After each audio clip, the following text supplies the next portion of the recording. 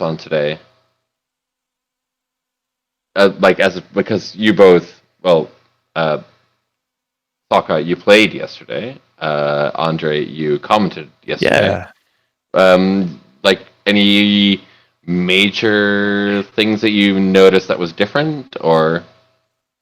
So I missed a couple rounds at the beginning of this morning. Time zones don't work out too well in my favor. But the meta, I think the predictions that I thought yesterday is that we're definitely going to see a lot more of the European players, which we're expecting to see more of today, repping things like Geist, which they do well. Asa Sports Group or Asa, and I thought Sports Meta would actually show a bit more of its combo potential. And that didn't seem to be the case. Now, actually, yesterday, like Asa Group was the most presented or represented corp, and I don't think they did that well when it comes to the top tables. I don't think there was as many as the ratio of players on that identity in Not, top. Not at all. There was No, one right? Leela. There was one Leela and one Asa group. I think they got hated against fairly strongly. And you saw a lot of players like pivoting in the last couple of weeks, saying like, okay, people are going to tech for Asa Group. Maybe we can call this and rotating to things like Polina and Ag Infusion. And those decks are interesting to watch. I think they have a pretty high skill cap, which is really exciting. And those did pretty well yesterday and very well today as well. Now, there is more Asa today. There's a lot more Leela, but Geists are all over. And I think Haley has a bit more representation today too, and it looked strong. I think there's still APOC in most of all of these lists, just as a nice way to deal with some of the horizontal boards that they might struggle with. But they definitely have the tools they need to at least fight against those Titans that did really well today, and actually did quite well yesterday as well. So yeah, and I honestly think that the pivot to more APOC decks is what gave rise to the popularity of Ag Infusion, because you can kind of like stuff APOC runs if they don't have the access to extra clicks. And also I think we have an expert on the chat, like on comms as well, Mike, who is also on the ban list committee. Sorry, an expert in what? Am I not here yet as well? Yeah, okay, but like, I mean, maybe it's something that Mike can speak to. Is that like we got rid of pad tap, which also makes Polana a lot more palatable to play. I laugh because I'm on that same team. Oh, I apologize. Yeah, no, it's also. So like, I thought you meant expert in Shaper. No, I thought you were starting to say expert in Shaper. And I was like, what? Me? Who? Yeah, so pad tap was like, walk us maybe through like the thought process of banning pad tap. Laurie, do you want to take it or? Oh no, go ahead. Well, it was just a matter of, even if the decks had the criminal decks had some obvious weaknesses, they were definitely the best all-rounders and the most popular choice, and especially with SSL giving an overall nerf to Corpse, we thought this is just, these decks are just too tuned, too optimized. Let's give them a minor nerf that'll give other runners a chance to take the limelight for a bit, and I think that was borne out by the sheer variety of the field on the top tables right now. And I have to say also, shout out to Greg Tung, who was talking about Apocalypse Shaper back when we all thought it was still a meme deck, like before Continentals even. Yeah, and I mean, like, we had Whiteblade on earlier today in the first couple of, or in some of the earlier rounds today, who was absolutely dumpstering Shaper, but we've seen a couple of Shaper decks like really come out strong today, which I think is a bit of a testament to the balance that Nisei and the MWL team, standard boundless team, I don't know what the official term is right now, but like, it is a testament to what you folks are doing with it, and like I do think that kind of shows that you're doing a good job with it. One of the things with pad tap was it was not supposed to be a targeted ban against something that was egregious or was taking a huge bite out of the meta, but it was just a trim. A bit more a bit of like balance instead of like targeting something. Yeah, like and we saw that even today with corporate sales team coming back in as a almost a subpar SSL replacement. Yeah. If we didn't also cut pad tap, that wouldn't have come back into the meta. It would be too common to even risk feeding the runner that kind of money just for your own money. So it was kind of a two-tiered idea behind it. So while I have both of you on here, one of the things that I kind of put down in my notes as preparation for today was because I knew that I would have Mike on for commentary, but now I have two people from the MWL/ban list committee. One of the things that I kind of wanted to ask and to have you walk us through is how did the decision process go on banning Film Critic? Oh my. That's reaching a little bit back. Well, yeah, it's been a while, but I mean, fine. I can give you my perspective on that.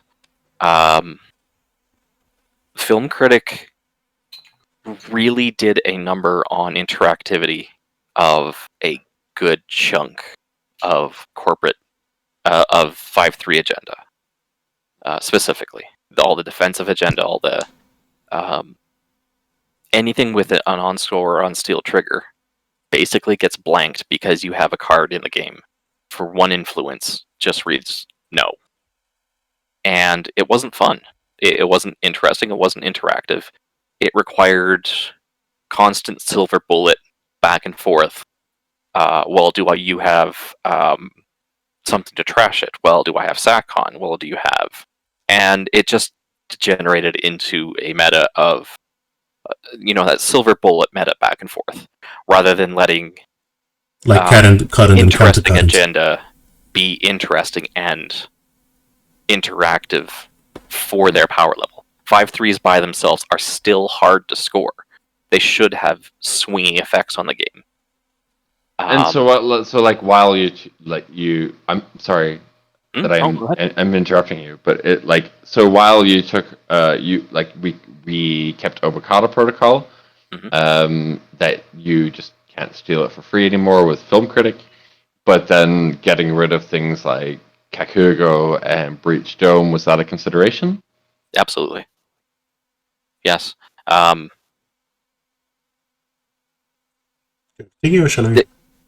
No, go ahead. You're up for this one. We just figured, if those agendas are truly problematic, we'll just deal with those agendas or the effects that enable them directly, rather than enable this completely egregious silver bullet on the runner side to be around for only one cost, one influence, non-unique. And, with us getting rid of the restricted list as well, there was absolutely no reason why it wouldn't be everywhere. Yeah, that's one of the things that I thought of as well. It does completely make sense as a restricted card. Okay, you have all these different cards and you can only play one of them. But in a world where that doesn't exist anymore and you only have a ban list, then that completely makes sense to get rid of Film Critic. Yeah, that was one that kind of fell into the... You're absolutely right. It would fit well into the restricted list. Unfortunately, restricted list added too many layers of complexity, both for new players and for creativity in existing players to really stick around with what we were aiming for. I get where it came from. I get why restricted list came into play to start with, but looking at the data and looking at how decks were being made with it, it was very much very narrow focused. You always would take what was the best restricted card for your deck or for your archetype.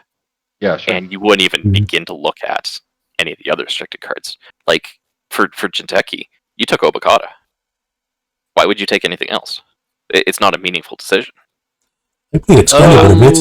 Well, I played decks without Obokata, but I think like if you look back on like the entire history of it all, like Lucas didn't really do anything with it. It kind of started with Damon when he was designer, and then we got like sort of ban list, and then or ban list. We got like the most fun list that certain cards just cost more influence. And then we went to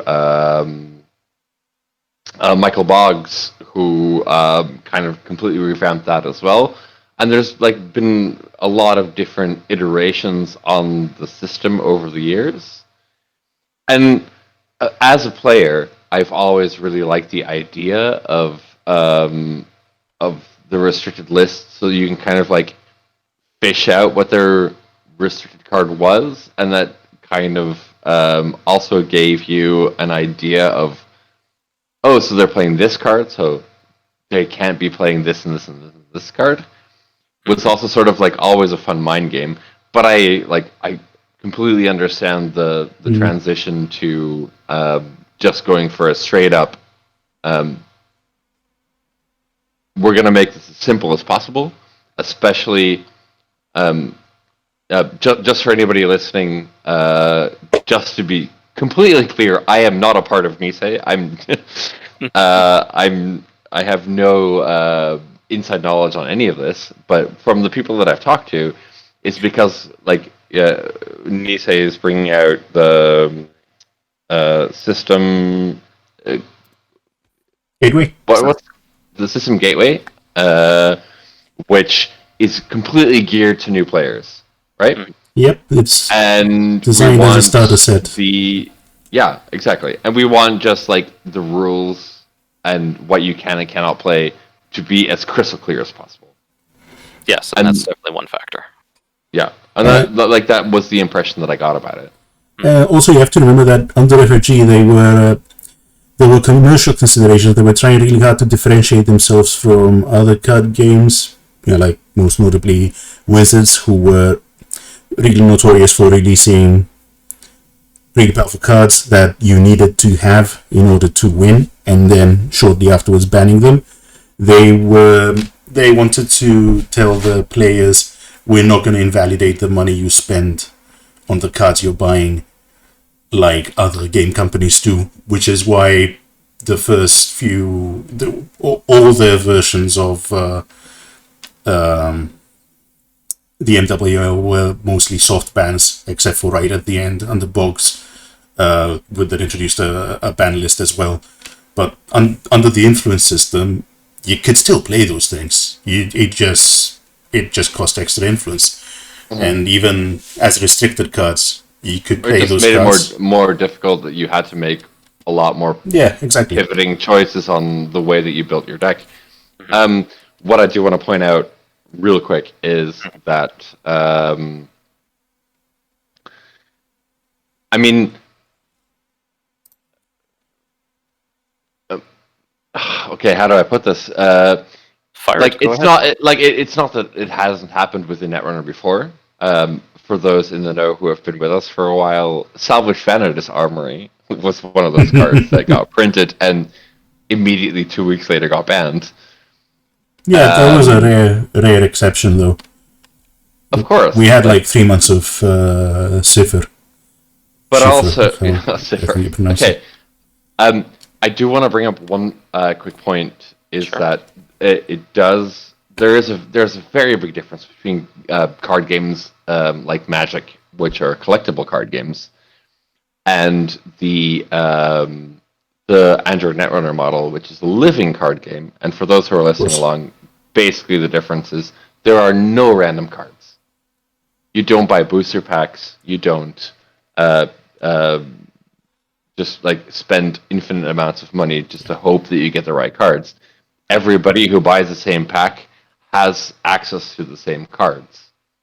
And that does make a very, very big difference in this aspect. And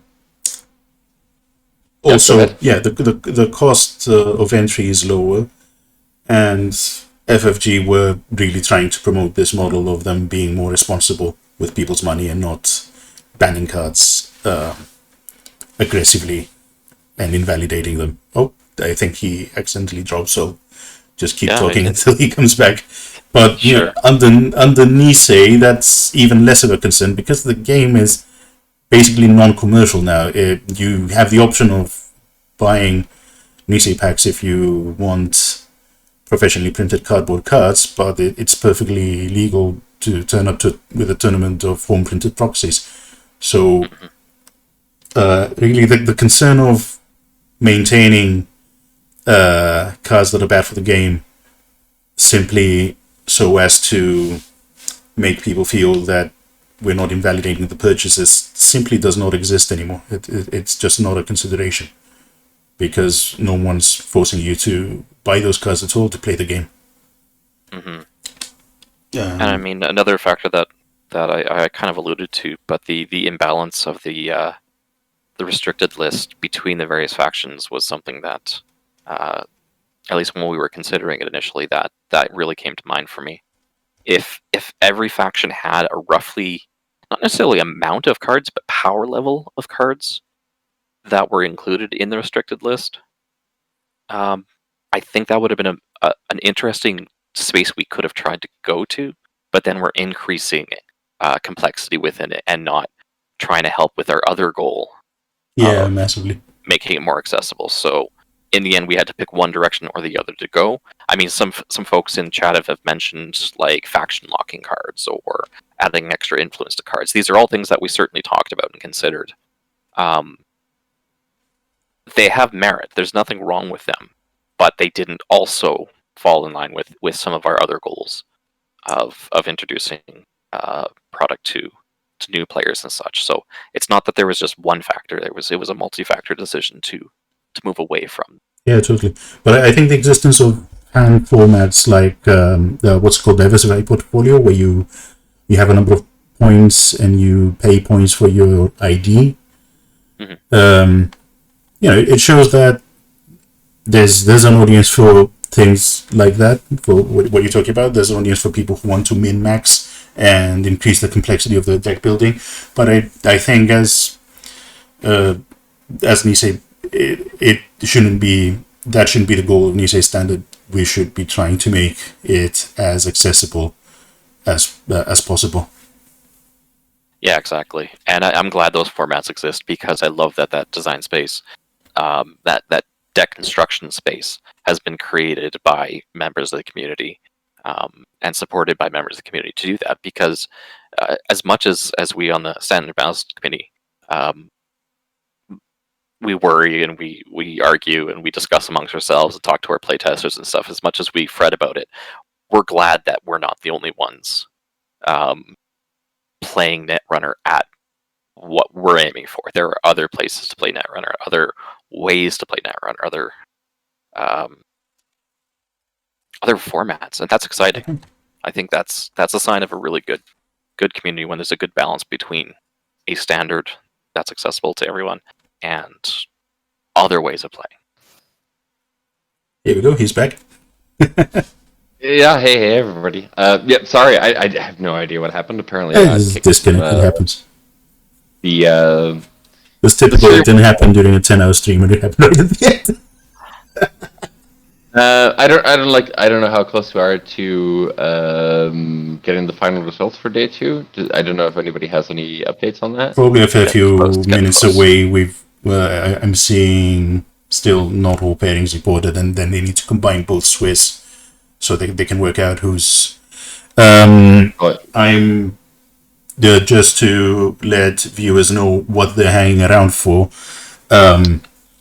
Those of you waiting for results on who made it to day 2, they'll be announced on Discord first. We're going to hang around and announce them as well right after they're announced on Discord. But obviously, those of you who are actually playing the event can go into the Discord and find out first. And we still have close to 200 viewers on the Discord, which is pretty awesome, to be honest. Yeah, but a lot of them will include people on the street, who were playing Twitch today, stream. as well as yesterday. There were 300 people in the whole event, so I'm thinking the majority of viewers are currently players. So if you're just hanging around here for results on who made it past the cut, you can get those first on Discord, but we are going to hang out and announce them as well, just for the sake of completeness, before we close the stream.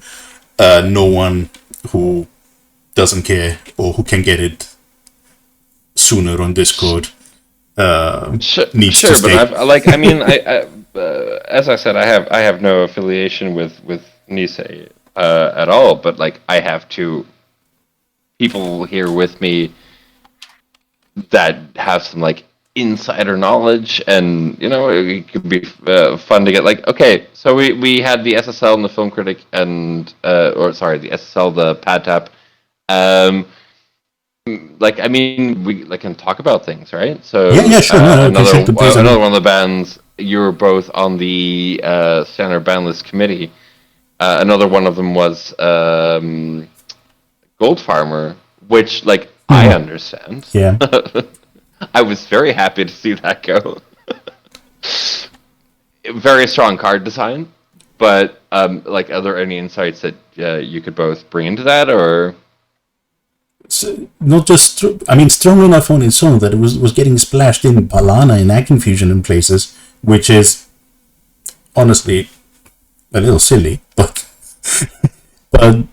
in GameNet as well, where it gains you 2 credits per break, it was absolutely over the top, and you can debate whether it was right to ban Gold Farmer or GameNet itself, but I think the fact that it was getting splashed even at 3 influence over more obvious lower influence options like Eli or Engram Flush, which are almost as taxing, shows that Gold Farmer was probably the real problem of the two. No, I completely agree that I think it was a very good targeted ban. I'm sorry, Laurie, I didn't want to interrupt you. Continue.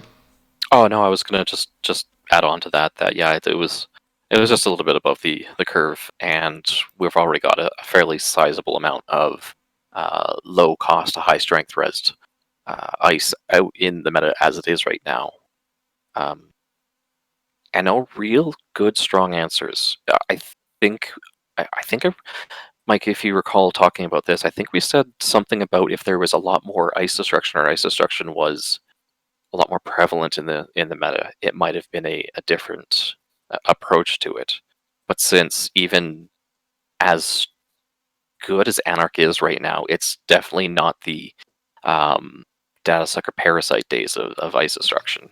Oh no, for sure. And we're not sure we want to really push it that way to begin with, because then we're only printing really, really good ice, knowing it might only be approached once or twice. Well, you almost have to strike a balance there, and fair. And like, I mean, you have like the Devil Charm Chisel combo, which sort of does the same thing, but it's a bigger ice are less susceptible to it, and sometimes you just have to knock it a couple of times before you can actually do anything with it. Yeah. Which I think is a lot better design, honestly.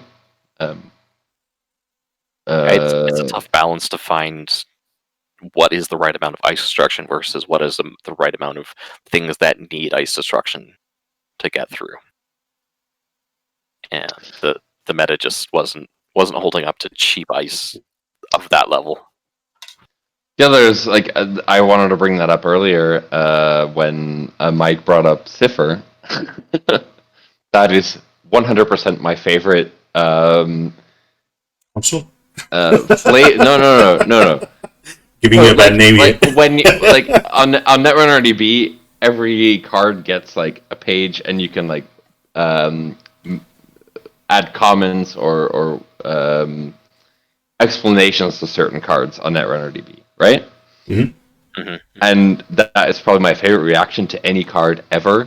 Is was on Cipher. Somebody like put down this entire etymological explanation of Cipher is the Arabic word for 0, and like put down this entire explanation of like, because it's 0 and it brings the ice down to 0 strength, etc., etc., etc. And somebody just replied to that saying, like, also incidentally, the amount of minutes this card was play tested.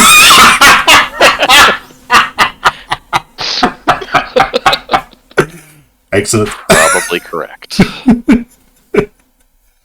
I had this one game. Okay, I'm really quickly gonna Story time. tell you this little story. I was playing, and I like, may he rest in peace, and let's all like give a minute to think about Noah.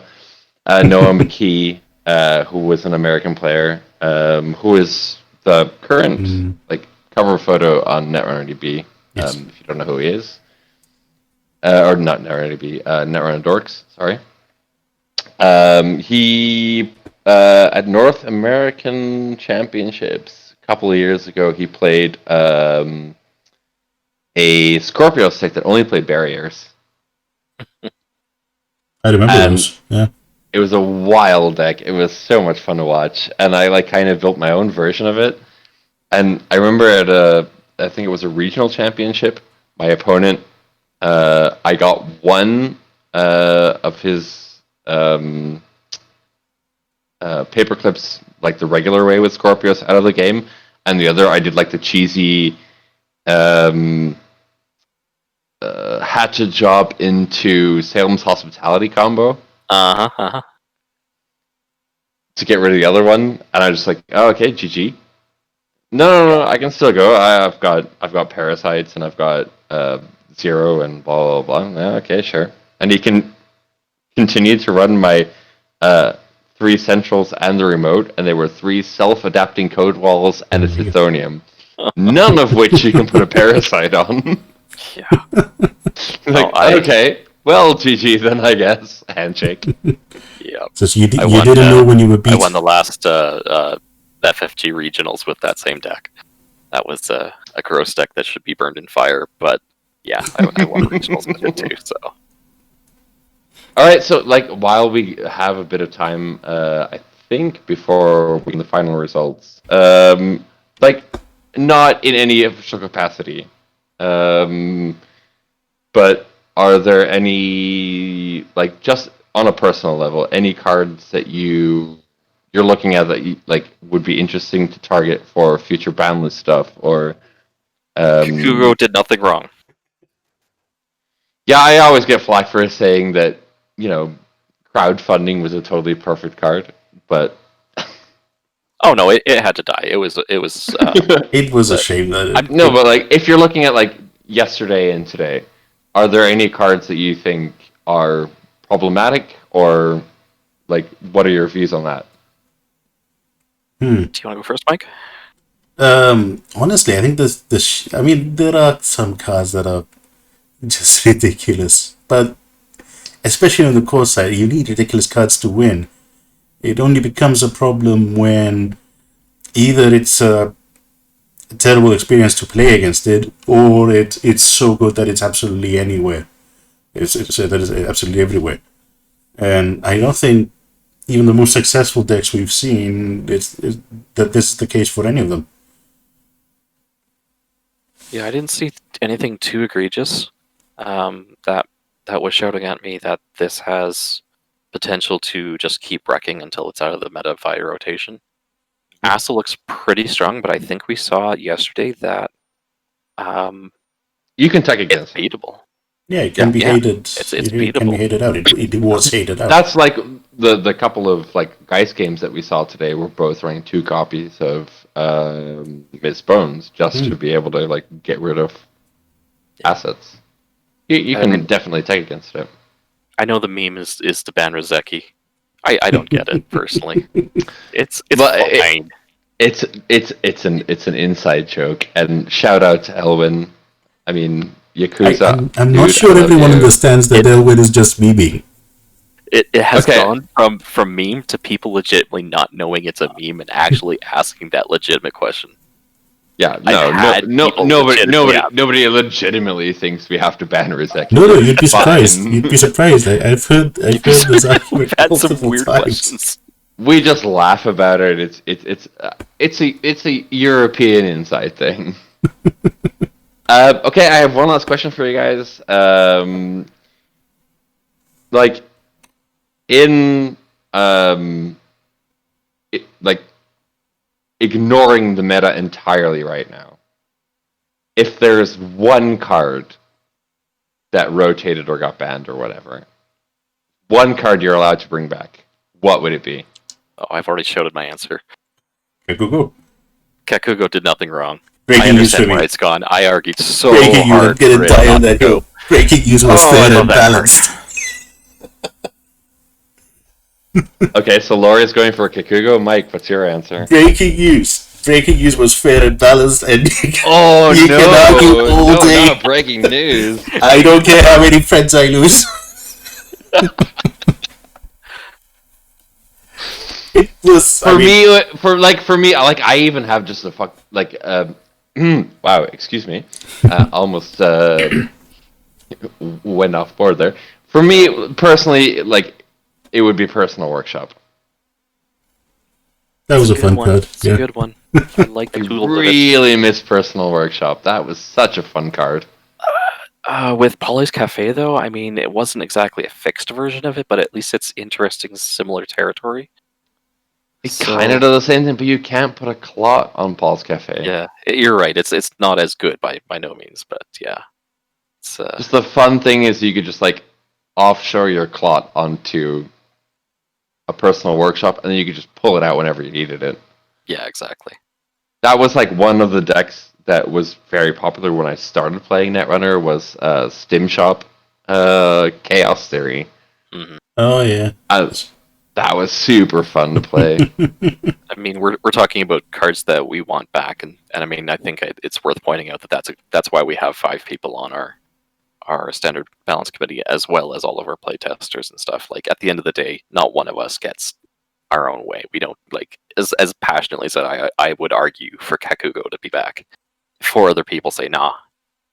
We go with nah.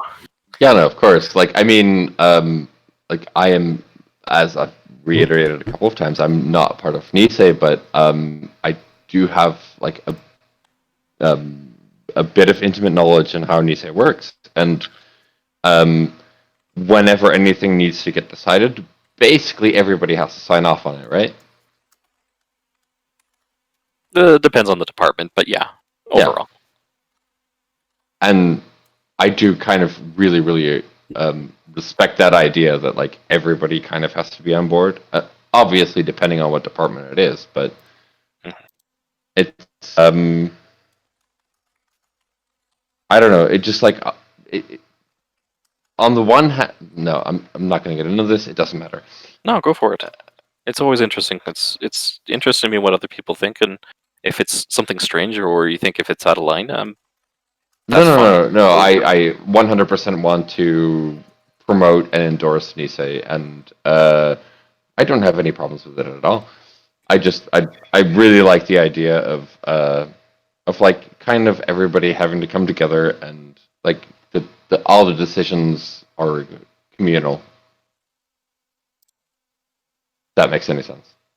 Oh, it does, yeah. And I mean, it isn't necessarily that we all have to agree.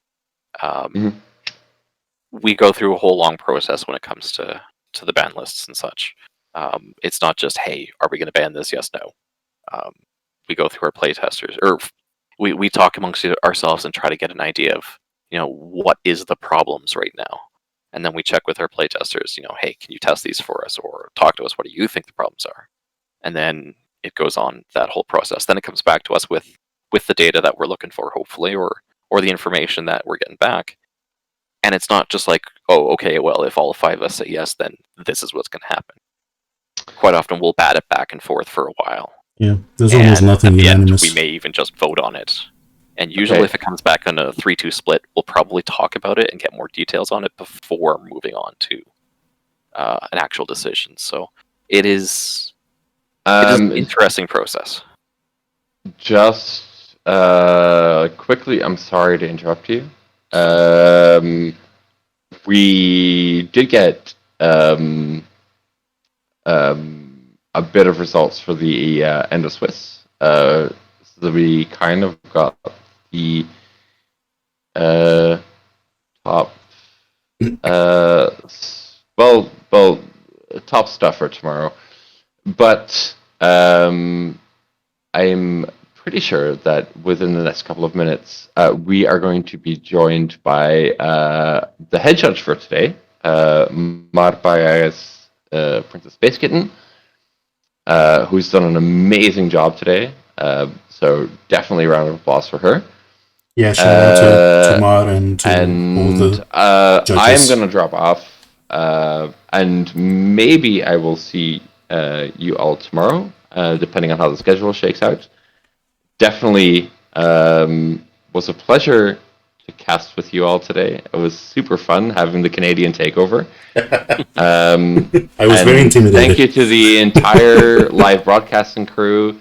Thank you to Mar and Akira and Austin and everybody who worked to make this this all work. Thank you to Mike Manverupt for coordinating the stream. Thank you to everybody who casted with me today. It was tons of fun. I really enjoyed it. And if I'm not on the stream tomorrow, then I will definitely be in the chat tomorrow. So thank you very much, everybody. Thank you for doing this. Thanks for all your hard work, too. You were talking for 12 hours, and you deserve an award for that. It's extremely tiring. I was just sitting here quietly clicking on cards for 12 hours, and I already feel exhausted. Nah, it's fine. I had a blast.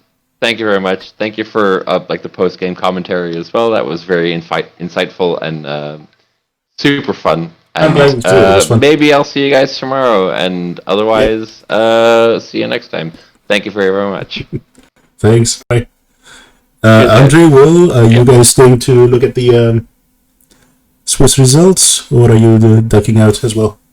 Yeah, no, let's go through this. We got some names to read. Well played to all these players today. Let's give I'll stick around for a few more minutes. Yep, let's give a second for Mar and or Raki to totally jump on. I don't know if they're both planning to jump on.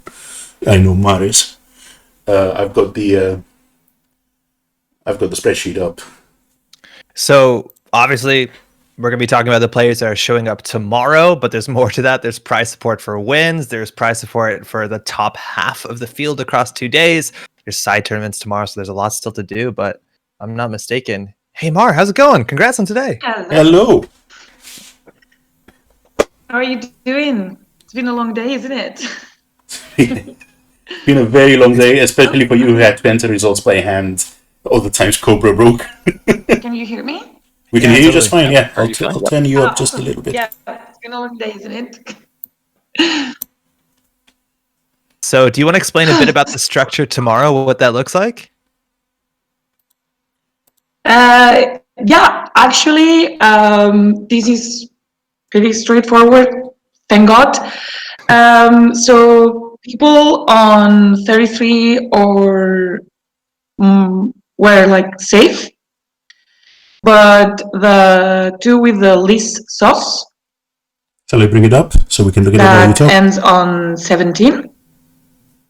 So that only... okay, let me start again. I'll bring up the document so we can in this look at it while we talk.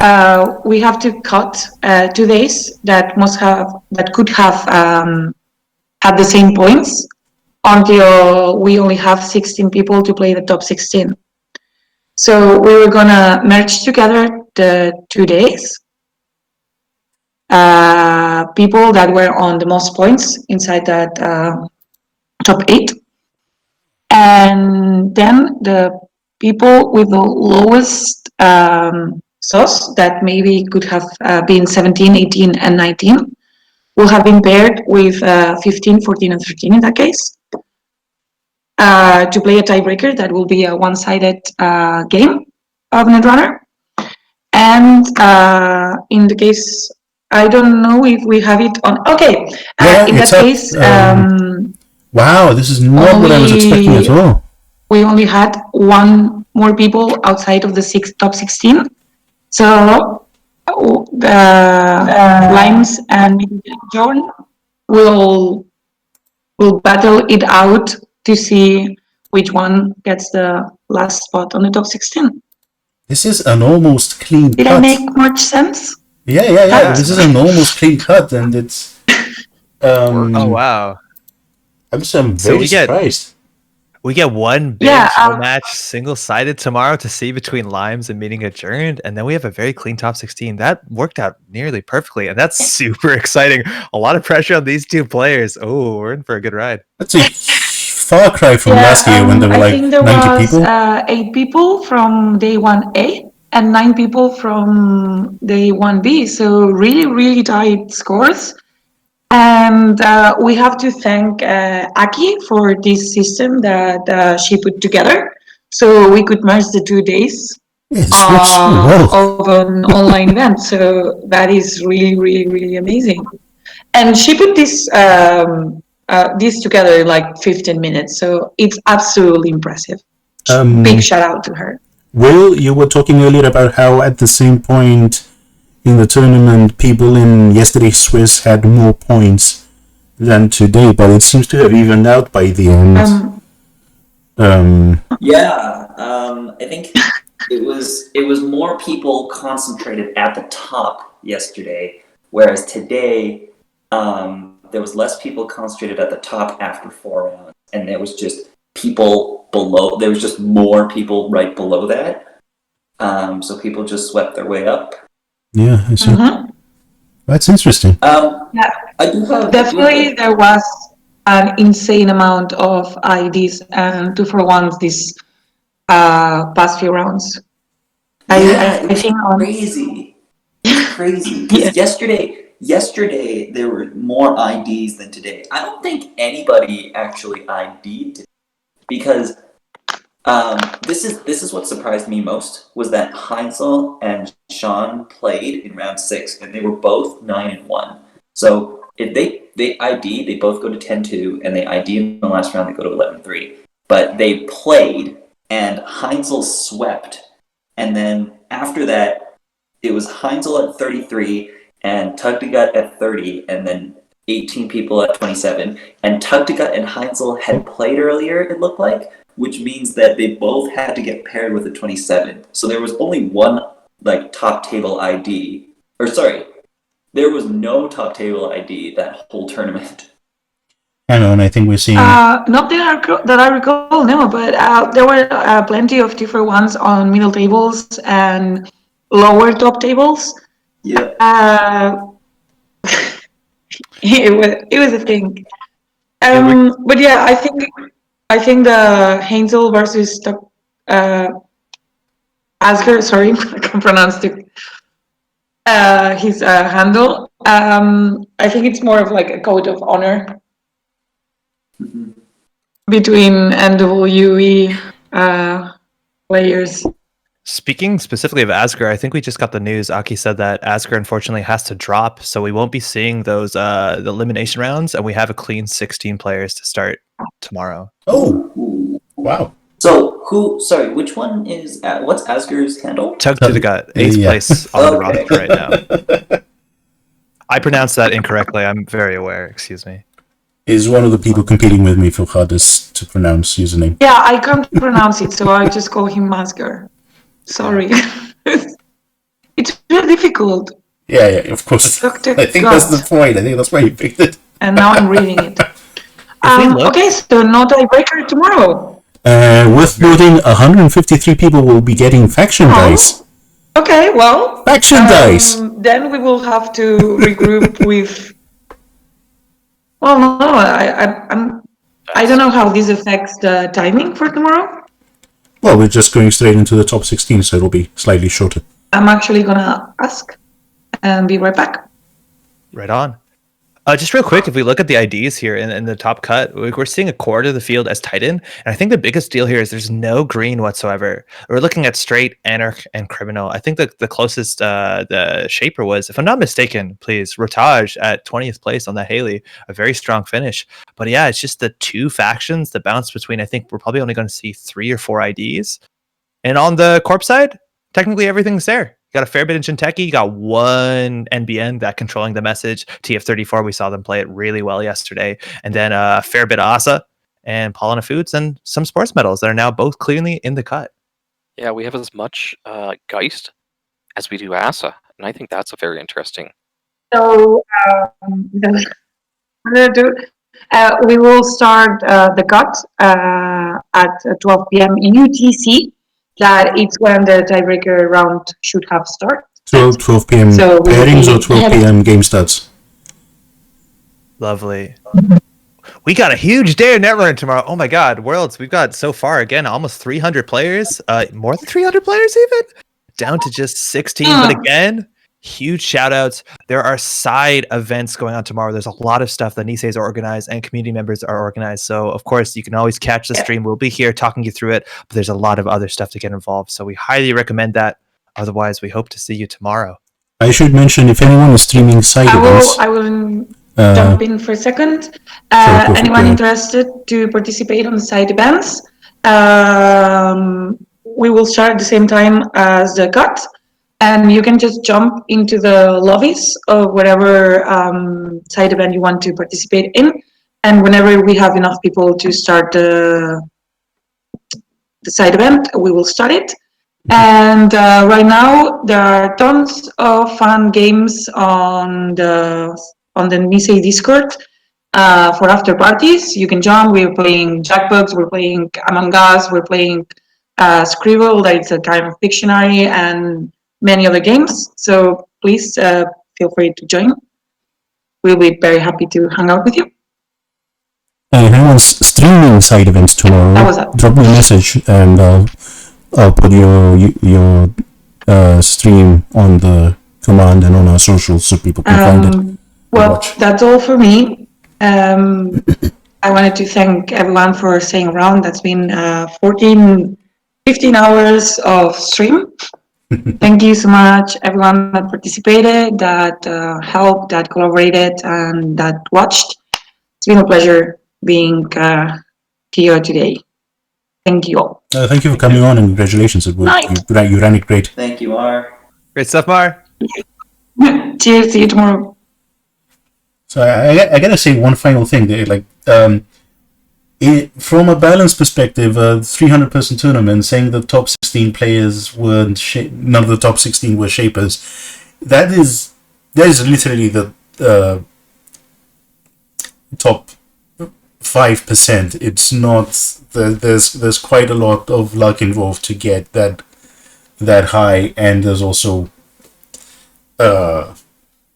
self-selection result of the best players. Like I think pointing out the shaper thing isn't so much to like say that the meta's there's big issues or something that needs to be immediately addressed. Like shaper had the lowest entrance, so if you want to look at a percentage distribution, that's good. We saw competitive shaper play across both days, so yeah, I think looking at top 30% results is a lot more useful because it accounts for people having a bad day, people not getting into garbage, and all that stuff.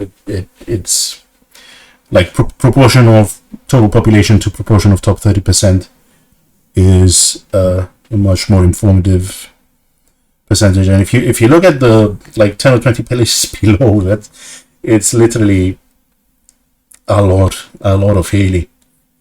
And I think, I mean, they're obviously the weakest runner faction, but I don't think they're unplayable by any means. I don't think they're as much as a disaster as the most competitive players will argue they are. Mm-hmm. I think it just came down to actually a little bit of luck, because there's 1, 2, 3. There's always an element of luck within 30 points, within a single win of the top cut. Yeah, exactly. And that win could have been like down to 5 seconds at like an extra turn. A lot of those might have been timed wins. Yeah. So it definitely still needs work. It's as you said, it's not the strongest faction, for sure. But the fact that there's nothing in the top cut isn't representative of that they're absolutely garbage either. Yeah, top 16 is just in a 300-person field. It's just too small a sample. But they're getting a new choice soon, and I'm sure they'll be a lot better. Not even by this time next year, by early next year. I don't even remember what the release dates are. My brain. Speaking of which, I think I'm going to go turn my brain off now, so unless there's anything else you need from me, I think I'll say goodnight. Good night. I think we're all signing off. I just thought we should show the results Absolutely. before we logged in for the whole Swiss, as it would would feel a bit like it would give me a sense of incompleteness. Any last words from the rest of you? I'm super stoked for tomorrow. We've been really lucky these last 2 days to catch these games on stream. They've been fantastic. Shout out to all the players, even just getting involved. I like to say this, we focus on the top tables, but so many people got involved over these last 2 days, playing, having fun, meeting the community, spreading the love for this game. That is so incredibly important. Obviously, also huge shout out to Nisei. Organizing all this stuff takes just a boatload of work. It's so incredible how many people put in so much effort just to make sure everyone can have a great time. So cheers. Yeah, it's echo that. It's so incredible how they've been able to put all this together and organize all of it. Yeah, I'm super excited for tomorrow. You're the third seed. It's amazing that we have a clean 16 cut. That's mind blowing to me. But we have clean 16 cut. We're, Canada. Can't. Don't forget about Canada. Canada has half the people from yesterday are Canadian, and we actually all four of us are part of House Hippos, and also all four of us get our side choice. So we're all in top 8 of overall. So I'm excited to once we're done here, I'm gonna be figuring that out. It's always an interesting choice, and I've heard other people, I think Brandon has this mentality is that you don't want to pick, because if you pick your side, you just putting so much pressure on yourself, and you always regret that oh, maybe I picked the wrong side.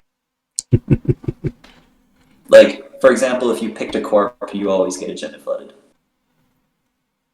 Yeah, but it's randomly generated, right? Oh, you get to pick in the first round, but yeah, with the third seed, you're most likely you're definitely gonna get to your own pick. And some rough matches. Yesterday we had one Geist, and now we have 4 Geists, 3 or 4 Geists that came in today. Well, today was when most of the NWE crew were playing, and they're the ones who pioneered the deck and practiced it the most, so it's logical that they did better with it.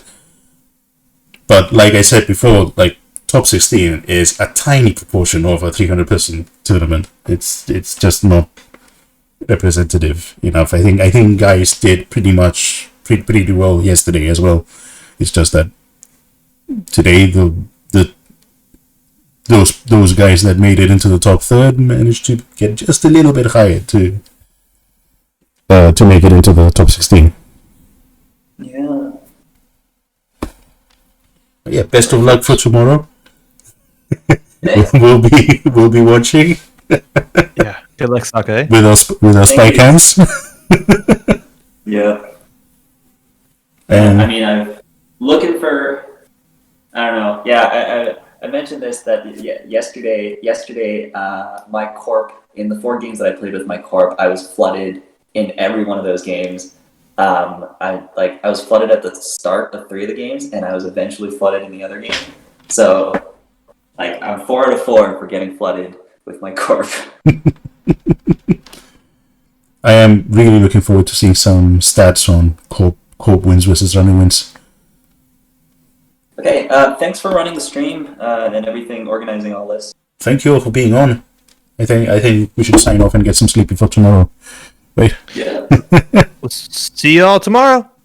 See you Tomorrow. Good night, Bye.